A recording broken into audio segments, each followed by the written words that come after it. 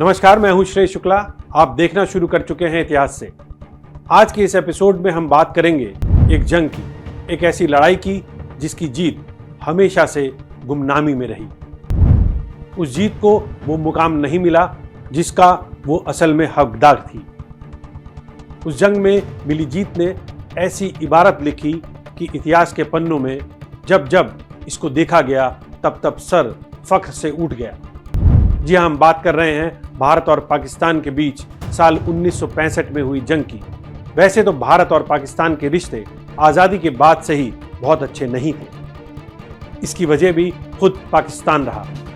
भारत पर पहले 48 में, फिर 65 में और 71 और फिर आखिर में 99 में हमला किया गया। लेकिन हर बार पाकिस्तान इसको लेकर मुंह की खाया। सिर्फ 71 की जंग को छोड़ दें तो हर जंग में पाकिस्तान के हमले की वजह कश्मीर रहा। साल 1971 में पूर्वी पाकिस्तान की आज़ादी में भारत ने पाकिस्तान को धूल चटाई थी। भारत और पाकिस्तान में अब तक हुई सभी जंगों के पीछे जम्मू कश्मीर वजह रहा। आज हम बात उस लड़ाई की करेंगे जिसने इतिहास बनाया और इतिहास बदला। आज़ादी के केवल 18 साल ही हुए थे और भारत अब तक 2 जंग पहले ही लड़ चुका था। ये जंग थी 1965 की और दुश्मन हमेशा की तरह पाकिस्तान ही था। 1965 में पाकिस्तान ने अगस्त के महीने में लड़ाई का एक मोर्चा खोल दिया था। 1 सितंबर को जम्मू कश्मीर के नज़दीक अखनूर सेक्टर में पाकिस्तान ने हमला कर दिया। इस सेक्टर में पाकिस्तान की हिमाकत के लिए भारतीय सेना ने भरपूर तीखा जवाब दिया। हमले के जवाब में भारतीय सेना ने पंजाब में इंटरनेशनल बॉर्डर पर अटैक कर दिया। 5 और 6 सितंबर की रात में भारतीय सेना के जवान अंतर्राष्ट्रीय सीमा लांघकर पाकिस्तान की ओर बढ़ चले। बस फिर क्या था, पाकिस्तान के होश फाख्ता हो गए थे। उसने उम्मीद नहीं की थी कि भारतीय सेना लाहौर सेक्टर के लिए कूच कर जाएगी। ये भारत के लिए ऐतिहासिक दिन था। भारत ही नहीं, पूरी दुनिया भौचक्की रह गई थी कि भारत ने पाकिस्तान में घुसकर उसके सबसे बड़े शहर को लगभग अपने कब्जे में लिया। सही मायनों में 65 की लड़ाई ने भारत को वो पहचान और मुकाम दी जिसका वो हकदार हमेशा से था। चीन से 62 की जंग के बाद से पाकिस्तान भी सोचता था कि भारत अब कमजोर है, लेकिन 65 की जंग में भारत ने पाकिस्तान को ऐसा सबक सिखाया जिसका गवाह खुद पाकिस्तान है। सबसे पहले 65 की इस लड़ाई की असल वजह को समझना जरूरी है। दरअसल भारत और पाकिस्तान के 1947 में हुए बंटवारे के बाद से ही दोनों देशों के बीच कई मुद्दों पर तनातनी चल रही थी। जम्मू और कश्मीर इसमें सबसे बड़ा मुद्दा था। लेकिन सिर्फ जम्मू और कश्मीर में ही विवाद नहीं था। भारत और पाकिस्तान की सीमा विवाद में कच्छ का रण भी था। 20 मार्च 1965 में पाकिस्तान ने जानबूझकर कच्छ के रण में हल्की फुल्की झड़पें शुरू कर दी थी। शुरू में केवल भारतीय सीमा सुरक्षा बल ही इन झड़पों में शामिल थे, पर बाद में दोनों ही देशों की सेना भी आमने सामने की लड़ाई में शामिल हो गई। ये लड़ाई आगे बढ़ती इससे पहले ही 1 जून 1965 में ब्रिटेन के प्रधानमंत्री हैरोल्ड विल्सन ने दोनों देशों के बीच की लड़ाई रुकवाकर इस विवाद को हल करने के लिए एक न्यायालय बना दिया। इस न्यायालय ने कच्छ के रण का करीब 900 वर्ग किलोमीटर की जगह पाकिस्तान को देने का फैसला किया। हालांकि ये निर्णय 1968 में आया था। पाकिस्तान इस क्षेत्र में 3500 वर्ग किलोमीटर पर अपना दावा 1948 से ही ठोकता आ रहा था। इस क्षेत्र में ब्रिटेन के हस्तक्षेप के बाद पाकिस्तान के चेहरे पर कुछ वक्त के लिए खुशी आ गई। उसी वक्त पाकिस्तान ने कश्मीर पर हमले की तैयारी कर ली थी। कच्छ से ही पाकिस्तान ने भारत की अलग अलग सीमाओं पर हमले का प्लान तैयार किया था। भारत उस समय चीन से एक लड़ाई कर चुका था और भारत को उस जंग में बहुत सी मुसीबतों का सामना करना पड़ा था। पाकिस्तान का उस वक्त में मानना था कि भारत उस समय युद्ध करने की स्थिति में नहीं था। कश्मीर को अपने पक्ष में मिलाने के लिए पाकिस्तान ने एक गुप्त सैन्य अभियान शुरू किया और इस ऑपरेशन का नाम दिया ऑपरेशन जिब्राल्टर। पाकिस्तान के इस नापाक अभियान का मकसद था कश्मीर की जनता में विद्रोह भड़काना और भारतीय संचार तंत्र परिवहन व्यवस्था को नुकसान पहुंचाना। 5 अगस्त 1965 को करीब 30,000 पाकिस्तानी सैनिकों ने कश्मीर की स्थानीय आबादी की वेशभूषा में LOC यानी नियंत्रण रेखा को पार कर भारतीय कश्मीर में प्रवेश किया था। इसकी भनक भारत की सेना को लग चुकी थी। भारतीय सेना ने पलटवार किया और नियंत्रण रेखा को पार करके पाकिस्तान की घुसपैठ को नाकाम करना शुरू कर दिया। भारत ने पाकिस्तान के कब्जे वाले कश्मीर में 8 किलोमीटर अंदर घुसकर हाजी पीर पर कब्जा कर लिया। इस हमले से पाकिस्तान सकते में आ गया।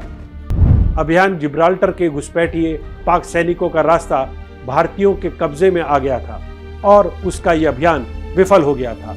अब पाकिस्तान सेना को लगने लगा कि पाक अधिकृत कश्मीर का ही महत्वपूर्ण शहर मुजफ्फराबाद भी अब भारतीयों के कब्जे में जाने वाला है। तो पाकिस्तान ने एक नया अभियान शुरू किया, ऑपरेशन ग्रैंड स्लैम। अब तारीख हो चली थी 1 सितंबर 1965। पाकिस्तान ने ऑपरेशन ग्रैंड स्लैम के नाम पर अखनूर पर कब्जे के लिए हमला कर दिया। इस अभियान का मकसद था कि कश्मीर घाटी का भारत से संपर्क तोड़ दिया जाए, जिससे रसद और संचार व्यवस्था भंग होकर टूट जाए। शुरुआत में भारत को काफ़ी नुकसान उठाना पड़ा, लेकिन बाद में भारत ने हवाई हमलों से जवाब देना शुरू कर दिया था। तो इसके जवाब में पाकिस्तान ने पंजाब और श्रीनगर के हवाई ठिकानों पर हमला कर दिया। इस चरण तक लड़ाई में पाकिस्तान कुछ ठीक स्थिति में था और इस हमले से भारतीय खेमे में थोड़ी बेचैनी फैल गई थी। अखनूर के पाकिस्तानी सेना के हाथ में जाने से भारत के लिए कश्मीर घाटी में हार का खतरा पैदा हो सकता था, लेकिन भारतीय फौजों ने इस ग्रैंड स्लैम को फेल कर दिया। इस पाकिस्तानी ऑपरेशन के फेल होने की 2 वजह थी। सबसे पहली और बड़ी वजह यह थी कि पाकिस्तान की सैनिक कमान को बदल दिया गया था, यानी उसने अपने सैनिक कमांडर को अंतिम समय में बदल दिया था। ऐसे में पाकिस्तानी सेना को आगे बढ़ने में 1 दिन की देरी हो गई और भारत को अखनूर की रक्षा के लिए सैनिक और अतिरिक्त सामान लाने का मौका मिल गया। 1 दिन की देरी के बावजूद भारत के पश्चिमी कमान के सेना प्रमुख ये जानते थे कि पाकिस्तान बेहतर स्थिति में है और उसको रोकने के लिए उन्होंने ये प्रस्ताव तत्कालीन सेना अध्यक्ष जनरल चौधरी को दिया कि पंजाब सीमा में एक नया मोर्चा खोलकर लाहौर पर हमला कर दिया जाए। जनरल चौधरी इस बात से सहमत नहीं थे, लेकिन तत्कालीन प्रधानमंत्री लाल बहादुर शास्त्री ने उनकी बात अनसुनी कर इस हमले और अंतर्राष्ट्रीय सीमा को पार करने का आदेश दे दिया। बस यहीं से वीरता की एक नई कहानी शुरू हो जाती है।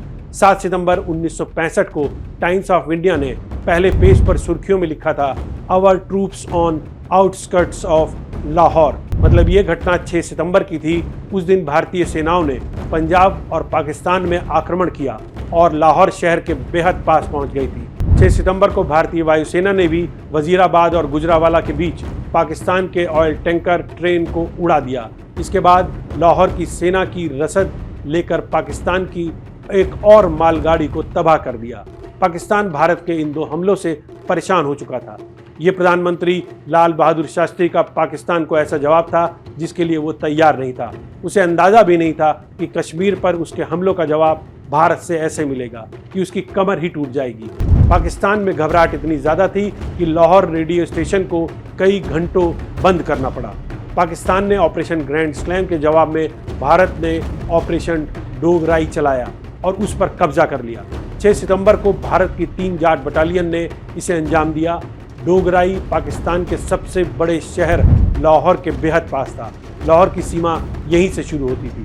डोगराई पाकिस्तान के लिए सामरिक महत्व रखता था। कारण था कि यहाँ से गुजरती हुई ग्रैंड ट्रंक रोड जो दिल्ली अमृतसर होते हुए लाहौर तक जाती थी। डोगराई में इस रोड पर एक नहर पड़ती थी।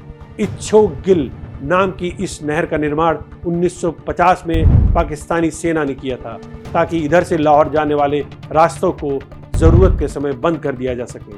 अब भारत लाहौर पर सीधे अटैक करने की पोजीशन में था। कुछ ऐसी तस्वीरें हमें मिलती हैं जिनमें भारत लाहौर के पुलिस स्टेशन पर कब्जा कर चुका था। यहाँ पर भारत ने एक बड़ी रणनीतिक गलती की।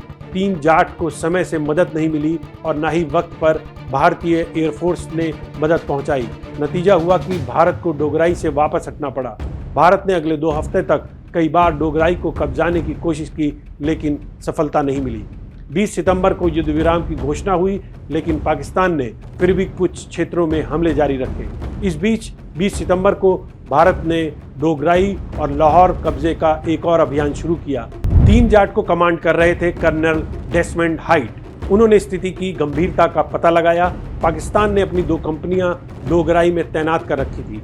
भारत के 550 सैनिकों के सामने पाकिस्तानी फौज की दोगुनी संख्या थी। रात 12 बजे पहला ऑपरेशन शुरू हुआ और 13 पंजाब ने पाकिस्तान की 2 कंपनियों पर हमला कर दिया, लेकिन आंशिक सफलता ही मिल पाई, लेकिन हाइड अड़ गए कि आज रात ही मिशन पूरा करना है।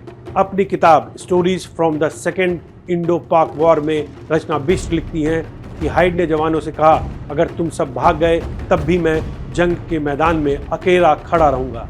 3 जाट ने पाकिस्तानी फौज के कमांडर कर्नल गोलवाल सहित 108 सैनिकों को जिंदा पकड़ लिया। इस दौरान पाकिस्तान के 308 और भारत के 86 जवान शहीद हो गए।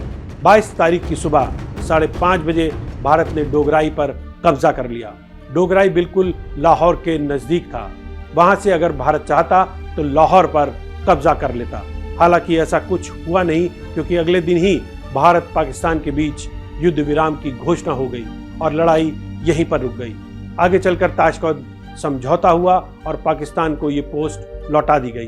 पत्रकार कुलदीप नैयर की किताब beyond the lines in autobiography में लिखा है कि अगर भारतीय सेनाओं ने 6 सितंबर से एक दिन पहले ही हमला किया होता तो भारतीय सेना को और फायदा हो सकता था। लेकिन 6 सितंबर को भारतीय सेना तब हरकत में आई जब पाकिस्तानी वायुसेना ने पठानकोट हवाई अड्डे पर हमला करके भारत के कुछ विमानों को ध्वस्त किया। अब सबसे बड़ा सवाल यही है कि लाहौर के इतने करीब पहुंचने के बाद भी भारतीय सेना ने आखिर पाकिस्तानी शहर पर कब्जा क्यों नहीं किया। कुलदीप नैयर अपनी किताब में लिखते हैं कि मैंने जब बाद में लेफ्टिनेंट जनरल हरबख्श सिंह से बात की कि भारत ने लाहौर पर कब्जा क्यों नहीं किया, तो उनका कहना था, हमले से पहले ही हमने तय कर लिया था कि लाहौर पर कब्जा नहीं करना है। लेफ्टिनेंट जनरल हरबख्श सिंह ने आगे कहा कि हमारा ऐसा कोई सैनिक लक्ष्य था ही नहीं, शायद इसलिए भी क्योंकि भारत को लाहौर पर कब्जे की स्थिति में अपनी अच्छी खासी सेना को वहीं रखना पड़ता। इसका कोई फायदा नहीं था। इसके बावजूद इस जंग को भारतीय इतिहास की सबसे खूनी और सबसे अदम्य साहस की लड़ाई माना जाता है। जंग के बाद डोगराई में लड़ रही बटालियन को 4 महावीर चक्र, 4 वीर चक्र, 4 सेना मेडल और 11 कमेंडेशन कार्ड से नवाजा गया। प्रधानमंत्री लाल बहादुर शास्त्री और भारतीय सेना की बनाई गई साहसिक रणनीति का ही परिणाम था कि पाकिस्तान का रुख एकदम ठंडा हो गया। उसे बचाव की मुद्रा में आकर अमेरिका को गुहार लगानी पड़ी। बाद में हालात ये बने कि पाकिस्तान के शासक अयूब खान को समझौता करने पर मजबूर होना पड़ा। तो ये थी वीरता और शौर्य की कहानी। ऐसे ही रोचक कहानियों के लिए आप जुड़े रहिए इतिहास से। नमस्कार।